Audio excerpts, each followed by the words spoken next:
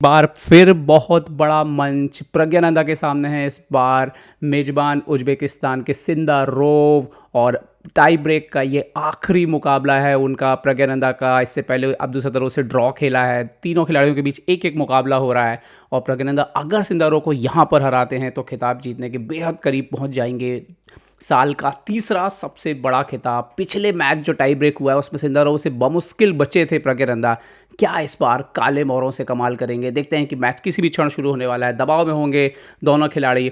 E4 खेल करके शुरुआत हुई है खेल की। प्रज्ञानंदा ने D5 खेल के जवाब दिया। ED5, queen D5, night C3, queen A5, यहाँ पर D4, बिशप F5, और यहाँ पर E6 होता हुआ और बिशप D3, यहाँ पर तेजी से चाल BD3, नाइट F6। ओहो हो, काले मोहरों से उन्होंने सेंटर काउंटर स्कैंडिनेवियन खेला है। कमाल कर दिया प्रज्ञानंदा। और यही है दबाव डालने की रणनीति कि अपोनेंट को सोचने ना दिया जाए ज़्यादा, कौन सी ओपनिंग में लेके जा रहा हूँ आपको तैयारी का वक्त ना मिले। और D5 डेफिनेटली ऐसी लाइन है जिसको ज़्यादा कोई तैयार नहीं करता है, खासतौर पर टॉप लेवल पे। लेकिन प्रज्ञानंदा साबित करते हैं कि कुछ भी पॉसिबल है। बिशप F4, यहाँ पर C6 करते हुए क्वीन के लिए वापसी के लिए जगह बनाते हुए यहाँ पर प्रज्ञानंदा। और देखना ये होगा कि यहाँ पर सिंदारोव क्या कंटिन्यू करते हैं। नाइट E4 एक्सचेंज करना चाहते हैं, प्रज्ञानंदा तैयार हैं। एक्सचेंज होता हुआ यहाँ पर पीसेस का दूसरा नाइट बोर्ड पर आता हुआ नाइट E5, एक और एक्सचेंज चाहते हैं सिंदारोव। यहाँ पर प्रज्ञानंदा को पिछले बार एंड गेम में ही उन्होंने मुश्किल में डाल दिया था, तो डेफिनेटली अपने एंड गेम पर कॉन्फिडेंस रखते हैं यहाँ पर सिंदारोव। यहाँ पर रुक आता हुआ D8 पर, और इस टूर्नामेंट में काफ़ी कॉन्फिडेंट हैं सिंदारोव, क्योंकि रापोर्ट को हराया है, नेपो को हराया है, और खिताब जीतने के करीब रहे हैं। और पहले टाई ब्रेक में तो उन्होंने अब्दुसत्तरोव को भी हराया। यहाँ पर रुक आता हुआ D1 पर, और धीरे धीरे मोहरे अब खेल में आ रहे हैं और पोजीशन लगभग बराबर बनी हुई है। प्रज्ञानंदा देखते हैं कैसल करेंगे क्या। कैसल करते हुए यहाँ पर प्रज्ञानंदा अपने राजा को सुरक्षित कर लिया है उन्होंने यहाँ पर।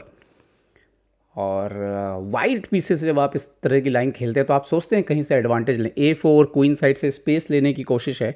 प्रज्ञानंदा को अपने वजीर के लिए सही जगह ढूंढनी होगी अब, क्योंकि शायद वजीर उतना अच्छा नहीं है। या तो आप वो D5 आके एक्सचेंज कर सकते हो आप, या फिर आप ओके यहाँ पर नाइट इंटू E5, पहले तो एक्सचेंज, एक और एक्सचेंज आता हुआ बोर्ड पर, और बिशप इंटू E5 यहाँ पर सिंदारोव ने मार दिया है। और अब देखना यह है कि प्रज्ञानंदा यहाँ से कंटिन्यू, उन्होंने यहाँ पर बिशप D6 आता हुआ अभी फ़िलहाल, और बिशप D6, रुक इंटू D6 हो चुका है बोर्ड पर। C3, प्रज्ञानंदा ने दूसरा रुक भी सेंटर पर जो है वो ले आए हैं अभी फ़िलहाल। और आप कह सकते हो कि ब्लैक इस एंड गेम में ऑलरेडी कंफर्टेबल है, और दोनों खिलाड़ी अपने एंड गेम पर जो है वो काफ़ी भरोसा दिखा रहे हैं। तो देखना ये होगा कि क्या होगा, क्योंकि यहाँ पर अगर ड्रॉ हो जाता है तो फिर जो अगला राउंड अब्दुसत्तरोव का होगा उनके पास मौका होगा सिंदारोव को हरा करके खिताब जीतने का। वहीं अगर प्रज्ञानंदा जीत जाते हैं तो वो कम से कम एक और टाई ब्रेक खेल सकते हैं मैक्सिमम, लेकिन बाहर नहीं होंगे रेस से। तो ये मैच बहुत ही महत्वपूर्ण है। रुक D3 यहाँ पर, तो आक्रमण करना चाहते हैं राजा के तरफ हाथी को ला करके। और अब देखना ये होगा कि प्रज्ञानंदा कैसे चुनौती देते हैं। उन्होंने पहले ही रास्ता बंद कर दिया। उन्होंने बोला कोई दिक्कत नहीं, आप ले आओ, मेरा वजीर भी है, वापस आ जाएगा यहाँ पर लड़ने के लिए, अपने राजा को सुरक्षित करने के लिए। बल्कि यहाँ पर C5 वगैरह कभी ना कभी ब्रेक आके D4 पर प्रेशर जरूर पड़ सकता है, और शायद उसको रोकने की कोशिश में B4 पहले ही खेल दिया है उन्होंने। और प्रज्ञानंदा यहाँ पर देखना ये होगा कि अंदर तो जाना थोड़ा खतरनाक है, बेहतर है एक्सचेंज करेंगे शायद, या अंदर जाएंगे। देखते हैं दोनों रास्तों में से क्या चुनते हैं। यहाँ पर क्वीन D5 लड़ने के लिए सामने आ गए, क्योंकि ये जो रुक एंड गेम है इसमें कम से कम उनकी बराबरी की स्थिति तो ज़रूर है।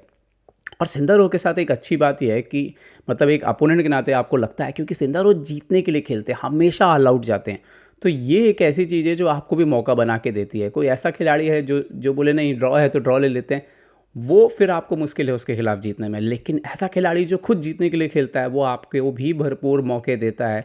और इस एंड गेम में भी आप ये मान के रखिए कि गेम चलने वाला है। रुक E3 यहाँ पर प्रज्ञानंदा ने A5 किया है, और B फालवर जो स्ट्रक्चर है क्वीन साइड का उसको तोड़ने का प्रयास है, क्योंकि अगर वो स्ट्रक्चर टूट जाए तो पूरा जो सेंटर है वो भी टूट सकता है। और ये एक BA5 उन्होंने मार दिया है यहाँ पर। प्रज्ञानंदा ने रुक क्वीन को वापस ले गए। उन्होंने बोला नहीं नहीं, अब क्वीन एक्सचेंज नहीं करना, अब आपकी वीकनेस बन गई, मैं उस पर फोकस करता हूँ। H4, सिंदारोव बोले मैं तो चेकमेट करने की पूरी तैयारी में हूँ, आपको क्वीन साइड कुछ करना है कर लो। सवाल है प्रज्ञानंदा के पास, कैसे इस पोजीशन को हैंडल करेंगे प्रज्ञानंदा, क्योंकि चुनौती तो है यहाँ पर, ये आप मान के रखिए। और यहीं पे आपको सही कैलकुलेट करना होता है, डरना नहीं होता है। B5 प्रज्ञानंदा बोले मैं क्वीन साइड खेल रहा हूँ, आपको लग रहा है कि आप मेट कर सकते हो किंग साइड तो कर दो जाके, मैं तो क्वीन साइड से आपके पॉन को पिन कर चुका हूँ और A4 मार के पास्ट पॉन निकालने के लिए तैयार हूँ। यहाँ पर चुनौतियाँ बढ़ती हुई वापस लौटते हुए क्वीन C2 पर प्रज्ञानंदा ने एक और रुक लगा दिया पीछे, नहीं मैं तो पॉन मार के ही रहूँगा। और ये पोजीशन जो है ब्लैक के फेवर में थोड़ा थोड़ा झुकना शुरू हो गई है दोस्तों। अब देखना ये होगा कि यहाँ से सिंदारो कंटिन्यू कैसे करेंगे, क्योंकि अगर उन्होंने किंग साइड अटैक कंटिन्यू नहीं किया, वो ऑलरेडी पीछे आ गए, तो फिर उनके पास तो कोई प्लान ही नहीं रह जाएगा। और प्रज्ञानंदा ऑलरेडी क्लियर कर चुके हैं कि मैं क्वीन साइड से हमला कर रहा हूँ, आपका पॉन मार के पास्ट पॉन निकालने के लिए तैयार हूँ। तो यहाँ पर दबाव तो सिंदारो के ऊपर बढ़ रहा है और टाइम भी उनका घट रहा है यहाँ पर। और प्रज्ञानंदा का टाइम भी जो है वो काफ़ी मार्जिन पर है फिलहाल सिंदारोव से। ओ H5 यहाँ पर पॉन इनटू A4 और उन्होंने खेल दिया H6।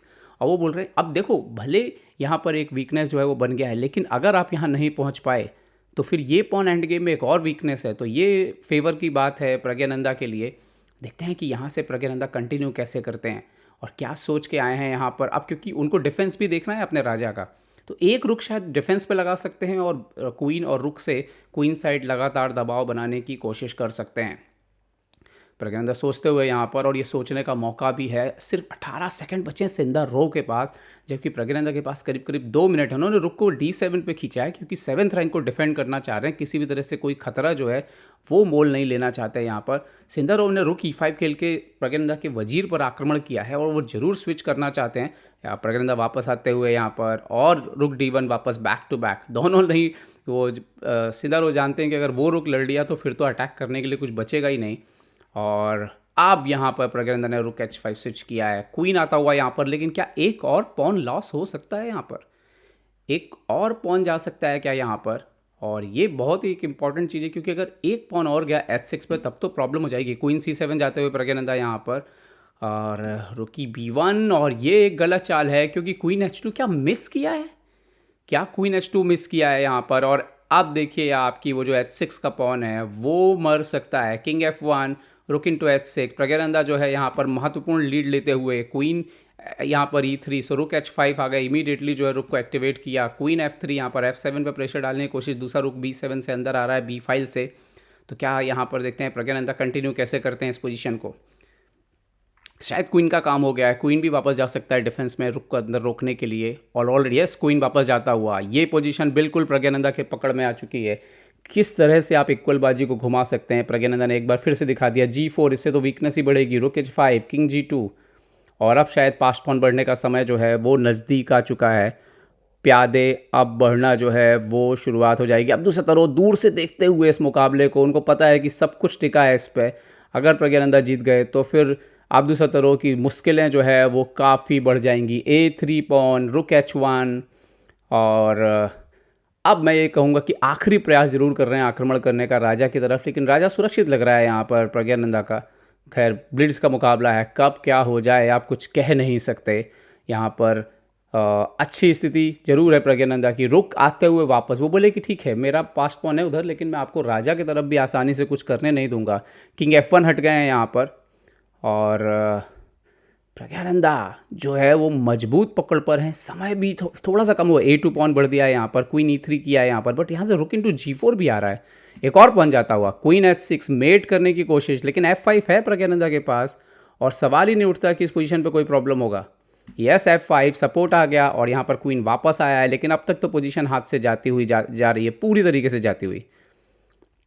देखते हैं Praggnanandhaa queen B8, queen B1 का थ्रेट है यहाँ पर, क्वीन B1 का थ्रेट है यहाँ पर। F3 करके रुक पर अटैक किया है यहाँ पर प्रज्ञानंदा के, और देखते हैं कि प्रज्ञा कहाँ पर हटाते हैं अपने हाथी को। ओह क्वीन F4 पॉन को ही पिन कर दिया। वो बोले एक्सचेंज करते हैं चलिए क्वीन को। उन्होंने खेला है क्वीन E2 यहाँ पर, बट रुक यहाँ किंग G7 यहाँ पर, बढ़िया चाल। और आप देख सकते हो रुक F3, सो रुक G3 एक्सचेंज होता हुआ यहाँ पर, और क्वीन E3, लेकिन ये खेल अब पूरी तरीके से प्रज्ञानंदा के हाथों में आ जा चुका है। यहाँ पर H5 आते हुए और वो C4, H4 यहाँ पर, और D5 आखिरी प्रयास है, CD5, ED5, CD5, और यहाँ पर एक और पास्ट पॉन, दूसरा पास्ट पॉन बढ़ते हुए, कब तक आप लड़ेंगे। क्वीन C3, सिंदारो हार मानने तैयार नहीं है। किंग H7 यहाँ पर, क्वीन B2 यहाँ पर, और प्रज्ञानंदा ने खेल दिया queen G2 check, queen exchange यहाँ पर। और ये तो एक आसान एंड गेम में खेल कन्वर्ट, और प्रज्ञानंदा की इस जीत के साथ ही प्रज्ञानंदा अब खिताब के बड़े दावेदार बन चुके हैं। ये बड़ी जीत प्रज्ञानंदा के खेल जीवन की, और ये काफ़ी असर डालेगी उनके कोच वैभव सूरी, जो उनके सपोर्टर हैं, वो भी दिखते हुए स्क्रीन पर। हिंदुस्तान वकील ग्रासमिस्टर रमेश बाबू प्रज्ञानंदा।